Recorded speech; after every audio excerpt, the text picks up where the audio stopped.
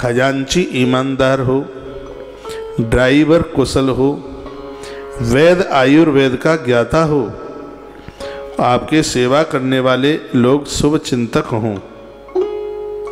भैया चाहे वह घर हो चाहे वह राष्ट्र हो, उनकी तरक्की को कोई रोक नहीं सकता, नहीं रोक सकता। ऐसा जीवन जिए। 24 घंटे में से कुछ समय निकालकर पूरे परिवार के लोग पास पास बैठे, छोटे बच्चे से लेकर वृद्ध तक, हंसिए मुस्कुराइए, एक दूसरे से हृदय की बात कीजिए। देवरानी जेठानी, देवरानी माँ नहीं माँ से ज़्यादा, जेठानी माँ नहीं माँ से ज़्यादा होती है, देवरानी बेटी नहीं बेटी से ज़्यादा होती है। सब पास पास बैठे हैं, एक दूसरे से हृदय की बात करें, मन की बात करें। गुरु नानक देव कहते थे, जिस परिवार में सोने से पहले सब लोग पास पास बैठते हैं, एक दूसरे से हृदय की बात करते हैं, भोजन के समय पर सब पास पास बैठते हैं, गुरु नानक देव कहते हैं कुबेर का भंडारा, कुबेर को तो लूटने वाले वही लोग हैं। गुरु नानक देव के शब्द थे। कुबेर का खजाना खाली हो सकता है, लेकिन ऐसे संगठित परिवारों के जीवन में कभी कमी नहीं आ सकती। मुंह लटके हैं, थूतरे लटके हैं, कोई किसी से बात करने को तैयार नहीं है। 2.5 दिन की जिंदगी है। कोरोना काल में कितने चले गए, क्या उनको पता था होली से पहले कि हम इस दुनिया में नहीं रहेंगे? भैया आनंद में जीवन जी लो। किससे लड़ाई, किससे झगड़े, किससे कले, छोड़ो ये सिगरी बातें। ग्रंथों में जो बातें कही गई हैं वह बड़ी अद्भुत हैं, बहुत अद्भुत आनंद देने वाली बातें हैं। इन बातों का वर्णन किया गया। बोलो बांके बिहारी लाल की जय हो, श्री हनुमान जी महाराज की जय हो। उस परिवार की कभी तरक्की नहीं रुकती जो मजदूरों का कभी पैसा नहीं मारते। एक एक श्लोक देखो बड़ा। तेषां भोगा विभागश्च भवेत कर्मानुरूपता रूपगतः। अपने खर्चों में कमी कर लेना। ग्रंथ तो ये कहता है कि लेबर का पसीना नहीं सूखे उससे पहले उसका पेमेंट दे दीजिए। ऐसा कभी कारोबार मत करना जिसमें लेबर का पैसा खाना पड़े। यदि इसकी आत्मा रोएगी, कभी घर में बरकत नहीं हो सकती। कभी भी लेबर का पैसा मत मारना, पैसा मत खाना। बड़ी सुंदर सुंदर बात कही। बेटियों का पैसा मत खाना, बहुओं का पैसा मत खाना, वृद्धों का पैसा मत खाना। जिस नारी का पति नहीं है उसका पैसा मत खाना, नहीं तो पतितांतु, पतित होने में बिल्कुल देर नहीं लगेगी। जैसे भैया एक मौसम में पेड़ के ऊपर पत्ते नहीं रहते, सब झड़ के खत्म हो जाते हैं, जिंदगी उसी पतझड़ की तरह समाप्त हो जाता है। इसलिए गलतियां मत करना। वो बड़े अपराधी हैं जो घरवाली का मंगलसूत्र बेच करके शराब पी जाते हैं, उसका जेवर बेच करके ऐसे घिनौने काम कर बैठते हैं। कौन बचाएगा इनको? कौन इनका कल्याण करेगा? ये कथाएं सिर्फ टाइम पास के ही लिए नहीं है, ये कथाएं हमें जीवन देती हैं, हमें जिंदगी देती हैं ये कथाएं। धनहीनस्य भार्यापि नैव स्यादस्तवर्तिनी, राष्ट्र पीड़ा करो राजा नरके वसते चिरम। इसमें लिखा है कि मर्द को चाहिए पैसा कमा करके ही घर में प्रवेश करे। क्यों? क्योंकि जिस पत्नी को धनहीन पति मिला है, जिस राजा को खाली खजाना मिला है, उनके लिए दुख परेशानी तो नरक की तरह। धनहीनस्य भार्यापि नवै बादस्त बर्तन। भैया ऐसी नारी जिसके पति के पास कुछ भी नहीं है। ग्रंथ कहता है घर में तब घुसिए, पैसा कमा के लाइए। आप गृहस्थ हैं तो धन बुरा नहीं है। 4 पुरुषार्थों में इसको सेकंड नंबर का पुरुषार्थ माना गया है। पहले में क्या है? धर्म अर्थ काम मोक्षाणाम। बहुत ध्यान से सुनिए।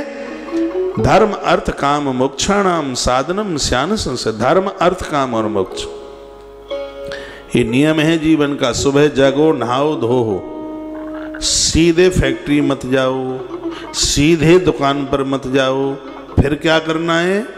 भोर में आप सबसे पहले जाकर नित्य कर्म से निवृत्त होते हुए नहा धोकर भले ही 2 मिनट भगवान के मंदिर में बैठें, मंदिर में बैठें। उसके बाद, क्योंकि पहला पुरुषार्थ धर्म है, दूसरा अर्थ है। पहले छोटी मोटी जितनी भी पूजा आप कर लेते हैं वो कीजिए। ये मुझे आज तक ध्यान है, भले ही मुझे कितनी लंबी यात्रा में कथा करने के लिए मुझे जाना पड़ा हो, मैंने बिना स्नान किए, बिना पूजा किए कभी आश्रम नहीं छोड़ा आज तक। अपने 26 वर्ष के कोर्स में, चाहे वो हवाई जहाज उड़ रहा हो 3 बजे, ये अपनी व्यवस्था में एक ऐसी व्यवस्था बनाई, क्योंकि ये ग्रंथों में जो लिखा है, सबसे पहले तो मुझे ही उसका पालन करना चाहिए।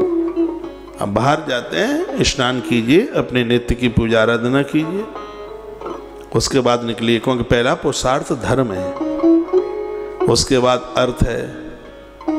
आप जब बड़े हो गए हैं, कमाने के लायक हो गए हैं, तो रोटियां मम्मी पापा की मत खाइए। वो कैसे हैं जो माँ बाबूजी की पेंशन से जिनके खर्चे निकलते हैं, भैया पद्म पुराण में तो लिखा है वो अन्न नहीं खा रहे, वो उल्टी बपन खा रहे हैं। जो उल्टी कर दी जाती है ना, उनके लिए वो वपन है, युवान है, कुछ कमाता धमाता नहीं है, मम्मी पापा के पेंशन से काम लेता है अपना। अरे धिक्कार है, जिंदगी नहीं है, बेकार है, सब खत्म है, कुछ भी नहीं है। मर्द होकर पत्नी कमा करके लाती है, तब उसका चूल्हा जलता है। लिंग पुराण में वर्णन है, उसका कोई जीवन नहीं है बिल्कुल भी। आप मर्द हैं। 4 पुरुषार्थ में सेकंड नंबर का पुरुषार्थ है अर्थ। कमाऊ बनिए, शास्त्रोक्त विधि से, धर्म की स्थिति से आप कमाइए। उक्षदंते बिना अर्थे, बिना दान दिया गया अर्थ और बिना मेहनत से कमाया गया पैसा, ये दोनों टिकते नहीं है। वो 2 नंबर का तो 2 नंबर का है, द्वितीया के चंद्रमा की तरह। हाँ,